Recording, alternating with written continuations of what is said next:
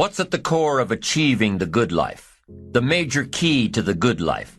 The major key is not in learning how to set goals. It is not in learning how to better manage your time. It is not in mastering the attributes of leadership. Every day in 1,000 different ways, we are trying to improve ourselves by learning how to do things. We spend a lifetime gathering knowledge in classrooms, in textbooks, in experiences. Now, if knowledge is power, if knowledge is the forerunner to success, then why do we fall short of our objectives? Why, in spite of all our knowledge and in spite of our collective experiences, do we find ourselves aimlessly wandering, settling for a life of existence rather than a life of substance? While there may be many answers to this question, the fundamental answer is the absence of discipline. Applying all that we know. That's the key word, discipline. Self-discipline. We might add one more word here, consistent. Consistent self-discipline. Better than knowledge is applied knowledge. And once we've applied our knowledge, we must study the results of that process. Apply our knowledge, study the results. Refine our approach. Finally, by trying and observing and refining and trying again, our knowledge will inevitably produce worthy results, admirable results. And with the joy and results of our efforts, we continue to apply, to learn, to observe, to fuel our ambition with the positive reinforcement of continued progress. Pretty soon, we'll find that we're swept into a spiral of achievement, a vertical rise to success. But for this whole process to work for us, we must first master the art of discipline, self-discipline, consistent self-discipline. It takes consistent self-discipline to master the art of setting goals, to master the art of time management, to master the art of leadership, to master the art of parenting and relationships. If we don't make consistent self-discipline part of our daily lives, the results we seek will be sporadic and elusive. It takes a consistent effort to truly manage our valuable time, or we'll be consistently frustrated. It takes discipline to conquer the nagging voices in our minds, the fear of failure, the fear of success, the fear of poverty, the fear of a broken heart. It takes discipline to keep trying when that nagging voice within us brings up the possibility of failure. It takes discipline to admit our errors and recognize our limitations. The voice of the human ego speaks to all of us. Sometimes the voice of ego says that we should magnify our value beyond our results. It leads us to exaggerate, to not be totally honest. It takes discipline to be totally honest, both with ourselves and with others. Be certain of one thing: every exaggeration of the truth, once detected by others, destroys our credibility and makes all that we say and do suspect. As soon as a business colleague figures out that we tend to exaggerate, guess what? They'll always think we exaggerate, and they'll never quite hold us in the same regard again. Never. It takes discipline to change a habit, because habits are formed a little bit each day, every day, every day. Once habits are formed, they act like a giant cable. They act like a nearly unbreakable instinct that only long-term disciplined activity can change. We must unweave every strand of the cable of habits slowly and methodically until the cable that once held us in bondage becomes nothing more than scattered strands of wire. It takes the consistent application of a new discipline, a more desirable one, to overcome one which is less desirable. It takes discipline to plan. It takes discipline to execute our plan. It takes discipline to look with full objectivity at the results of our applied plan. And it takes discipline to change either our plan or our method of executing that plan if the results are poor. It takes discipline to be firm when the world throws opinions at our feet. It takes discipline to ponder the value of someone else's opinion when our pride and our arrogance leads us to believe that we are the only ones with the answers. Now, if discipline is the key word, and if discipline is the key action, then what exactly is discipline? One good answer might be that discipline is a constant human awareness of the need for action, and a conscious act by us to implement that action. If our awareness and our implementations occur at the same time, then we begin a valued sequence of disciplined activity. Now, here's the other side of discipline. If there's considerable time that passes between the moment of awareness and the time of our implementation, then that is called procrastination. Doing it tomorrow instead of today. Procrastination, an almost exact opposite of discipline. The voice within us says, get it done. Discipline then says, do it now. Do it to the best of your ability, today, tomorrow, and always, until finally the worthy deed becomes instinctive. Procrastination says later, tomorrow, whenever I get a chance. In every circumstance we face, we are constantly presented with these two choices. Do it now or do it later. Discipline and procrastination. A choice between a disciplined existence, bearing the fruit of achievement and contentment, or procrastination, the easy life for which the future will bear no fruit, only the bare branches of mediocrity. The rewards of a disciplined life are great, but they're often delayed until some time in the future. The rewards for the lack of discipline are immediate, but they are minor in comparison to the immeasurable rewards of consistent self-discipline. An immediate reward for lack of discipline is a fun day at the beach. A future reward of discipline is owning the beach. For most, we choose today's pleasure rather than tomorrow's fortune. So how can you get rid of the easy distractions? How can you keep your mind on what you're trying to do? How can you keep an attitude of doing it all and doing it now? How can you make the choice of discipline over procrastination? How can you stay focused on your ambitions? You can keep your focus on your work. You can get it done today instead of tomorrow. You've got to really work on your consistent self-discipline on a daily basis, or you'll find yourself distracted. Distracted by negative thoughts, distracted by negative people, and pretty soon, depending on the type of people you've associated with, distracted by your doubts within yourself. Never underestimate the power of influence and associations, and never underestimate the power of your own consistent self-discipline. Now let's take a closer look at discipline, at the 3 steps to becoming disciplined. First, true discipline is not the easiest option. Most people would rather sleep until 10 o'clock than get up at 6. It's easier to go to bed late, sleep late, show up late, leave early.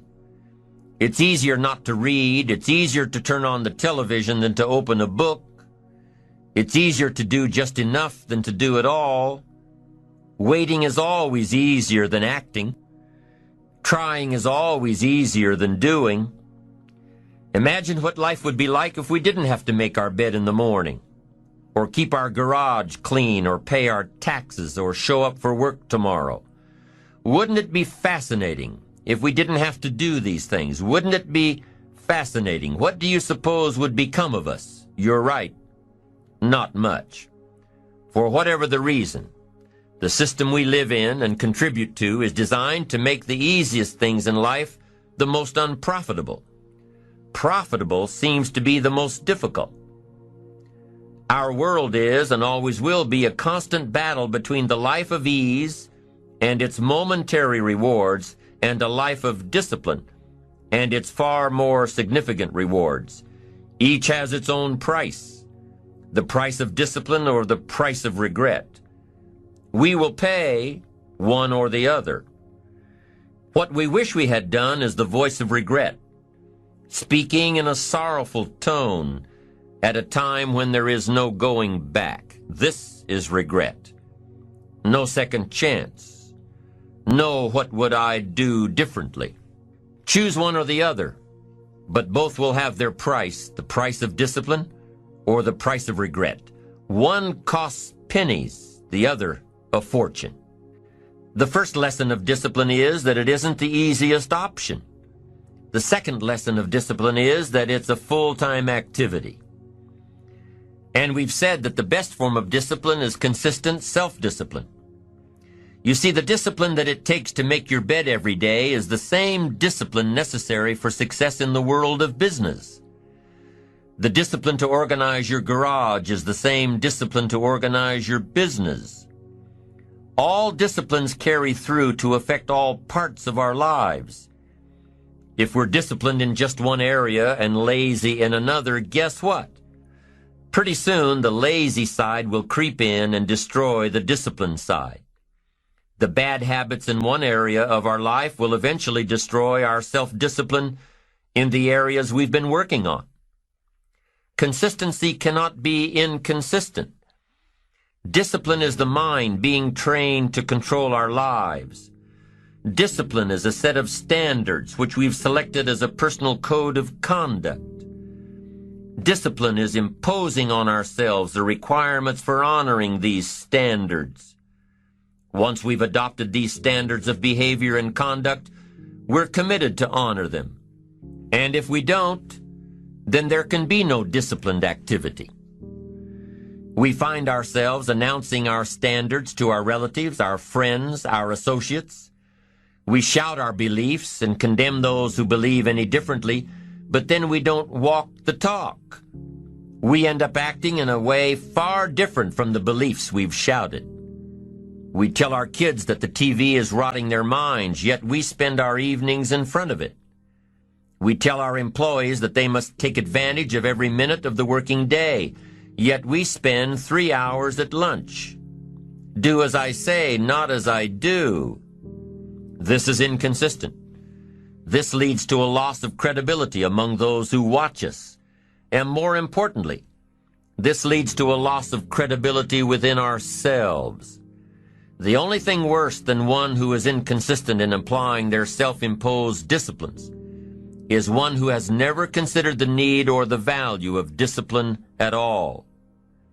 These people seem to wander aimlessly, changing procedures, changing standards, changing loyalties, and shifting frequently from one commitment to another, leaving behind a trail of broken friendships, unfinished projects, and unfulfilled promises, all because of a discipline that was either non-existent or imposed so infrequently that it was ineffective. Here's the third step to becoming consistently self-disciplined. Number 1 is realizing that discipline isn't the easiest option. Number 2, discipline is a full-time activity, day by day, every day. And the third step to becoming self-disciplined is really a philosophy that holds one of life's unique promises. Number 3 simply says, for every disciplined effort, there is a multiple reward. That's one of life's great arrangements. It's like the law of sowing and reaping. In fact, it's an extension of the biblical law that says if you sow well, you reap well. Now here's a unique part of the law of sowing and reaping. Not only does it suggest that we'll all reap what we've sown, it also suggests that we'll reap much more. Life is full of laws that both govern and explain behaviors. But this may well be the major law we need to understand. For every disciplined effort, a multiple reward. For every disciplined effort, a multiple reward. What a concept. If you render unique service, your reward will be multiplied. If you're fair and honest and patient with others, your reward will be multiplied. If you give more than you expect to receive, your reward is more than you expect. But remember, the key word here, as you might well imagine, is discipline. Everything of value requires care and attention. Everything of value requires discipline. Children require discipline. They must have a structure built for them. They must have boundaries to work within so they feel secure and comfortable to explore and grow.